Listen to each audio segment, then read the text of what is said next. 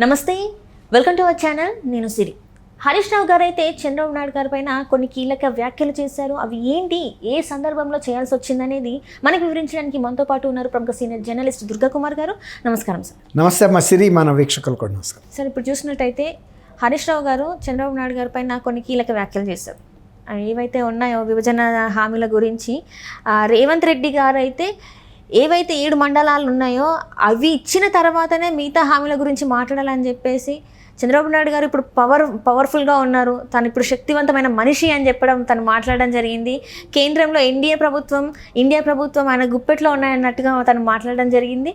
So ఇప్పుడు మరి నిజంగానే చంద్రబాబు నాయుడు గారితో రేవంత్ రెడ్డి గారు ఇవి 7 మండలాల గురించి మాట్లాడతారా హరీష్ రావు గారు చెప్పినట్టు? మరి ఏంటి అసలు ఆయన ఏదైతే వ్యాఖ్యానించారో వాటి అర్థం ఏంటి అసలు? అవును, మీరు అన్నట్టు చాలా దాంట్లో ఆలోచించాల్సిన అంశాలు ఉన్నాయమ్మా. హరీష్ రావు గారు తాము అధికారంలో ఉన్నప్పుడు ఒక రకంగాను, అధికారంలో లేనప్పుడు ఒక రకంగాను మాట్లాడుతున్నారు. మీరు అధికారం దిగిపోయి 2023 లాస్ట్లో జరిగిన ఎలక్షన్స్ అప్పుడు ఆ రాష్ట్ర విభజన జరిగినప్పుడు వెంటనే అధికారంలోకి వచ్చింది కూడా టీఆర్ఎస్ ప్రభుత్వమే కదా. 10 ఏళ్ల పాటు అధికారంలో ఉంది.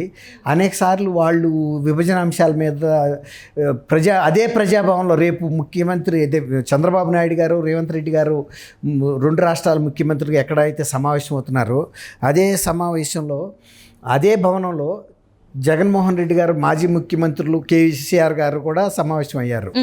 కానీ మరి అప్పుడు వాళ్ళు ఈ అంశాలు ప్రస్తావించినప్పుడు ఆ 7 మండలాలు మాకు తిరిగి ఇస్తే తప్ప వీటిని చర్చిస్తామని ఎందుకు చెప్పలేదు?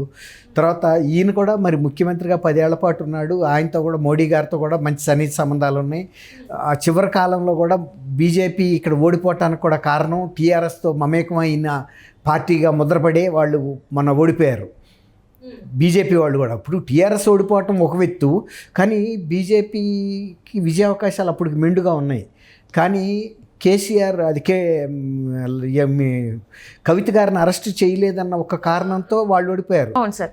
బీజేపీ నష్టపడింది, అయినా వాళ్ళు దాన్ని ఫేస్ చేశారు. ఆ రోజున మరి టీఆర్ఎస్కి బాగా అంటగాగిన పార్టీయే కదా బీఆర్ఎస్ అండ్ బీజేపీలు రెండు కూడా. అంటే చీకటి ఒప్పందాలు ఉన్నాయని చెప్పేసి అట్లాంటప్పుడు మరి ఆ రోజు అడగకుండా మరి ఇవాళ చంద్రబాబు నాయుడు గారు వస్తున్న టైంలోనే రేవంత్ రెడ్డిని అడగమంటాం, అవి ఒక అంగీకారానికి వచ్చిన తర్వాతే కదా రాష్ట్ర విభజన జరిగింది.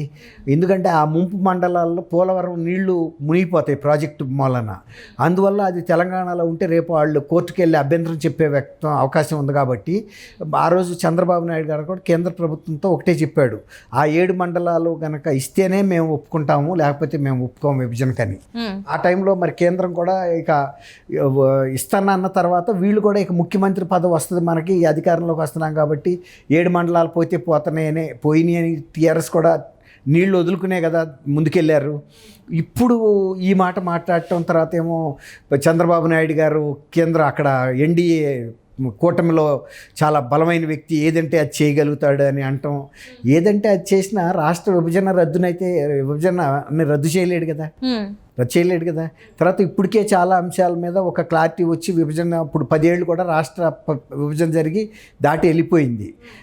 తర్వాత ఇవాళ తెలంగాణలో ఉన్న హైదరాబాద్ కూడా ఆంధ్రప్రదేశ్ రాజధానిగా, ఉమ్మడి రాజధానిగా లేదు అనే అంశం తేలిపోయింది.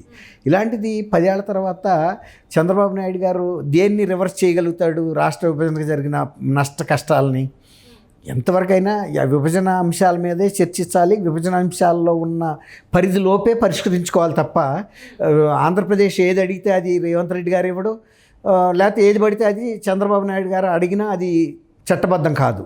కాబట్టి విభజన అంశాల్లో ఏదైతే పెండింగ్లో ఉన్నాయో, అపరిష్కృతంగా ఉన్నాయో ఆ విషయాల మీదే వీళ్ళిద్దరూ చర్చించగలుగుతారు, ఆ పరిధిలోనే పరిష్కరించుకోగలుగుతారు. కాబట్టి ఈయన అన్నట్టు 7 మండలాలని తీసుకొచ్చి మళ్ళీ ఇవాళ తెలంగాణలో కలిపే సమస్య రాదు.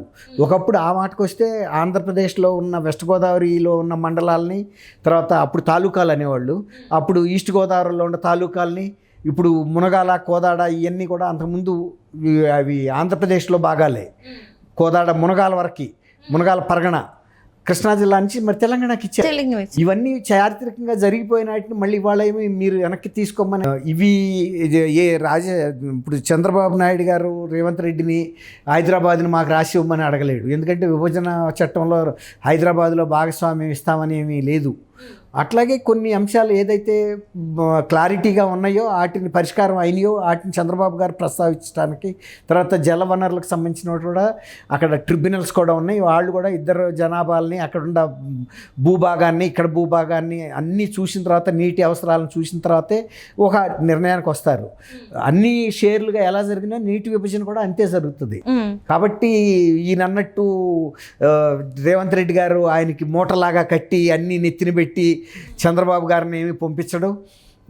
వీళ్ళేదో తెలంగాణకి ఇంకా ఛాంపియన్స్ లాగా పోరాడుతున్నట్టు ఈయన చెప్పాల్సిన అవసరం లేదు. ఎందుకంటే ప్రజలు ఒక నిర్ణయానికి వచ్చారు. బీఆర్ఎస్ 10 ఏళ్ళు అధికారంలో ఉన్నప్పుడు ఏం చేసిందో ఏం చేయలేదనే ఒక క్లారిటీ రాబట్టి వాళ్ళ కాంగ్రెస్ పార్టీని మళ్ళీ తీసుకొచ్చారు.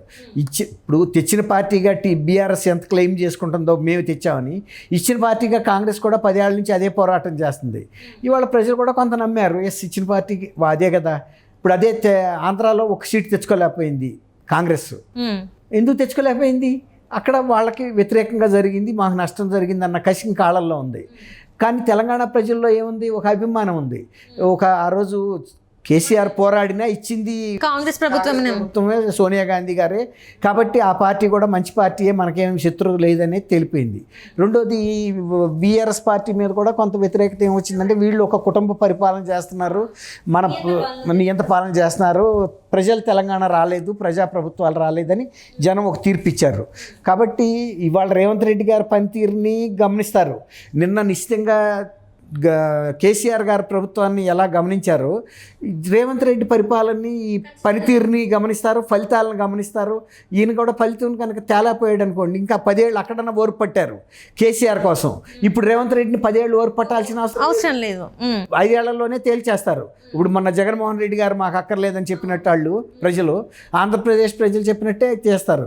కాబట్టి ప్రజల వాళ్ళ ఆకాంక్షలకి ఆశయాలకి తగ్గట్టుగా, తర్వాత తెలంగాణ ప్రయోజనాలకు తగ్గట్టుగా, ప్రజల ప్రయోజనాలకు తగ్గట్టుగా రేవంత్ రెడ్డి గారు పనిచేయాల్సిన అవసరం ఉంది.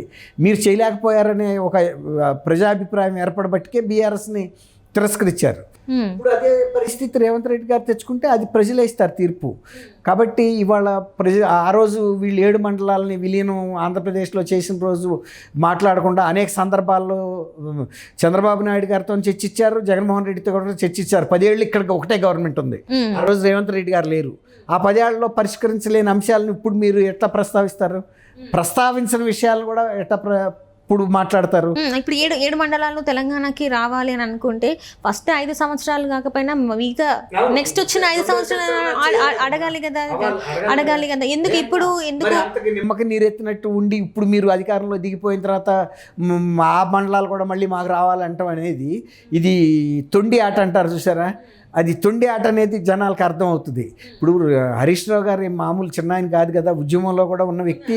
ఆయనకు ఒక గౌరవమైన స్థానం ఉంది, గుర్తింపు ఉంది తెలంగాణ ప్రజలు. ఇప్పటికి కూడా హరీష్ రావు అంటే ఒక విశ్వసనీయత ఉంది, చాలా మంది ఫ్యాన్స్ ఉన్నారు. సిద్దిపేట, కరీంనగర్ జిల్లాలో ఆయనకు విశ్వసనీయత ఉంది. కాబట్టి ఆయన హుందాకి తగ్గట్టుగా మాట్లాడితే అది వేరు, కానప్పుడు అది ప్రజలే నిర్ణయిస్తారు. Right sir, right. Thank you so much. Thank you Shri. మన వీక్షకులు కూడా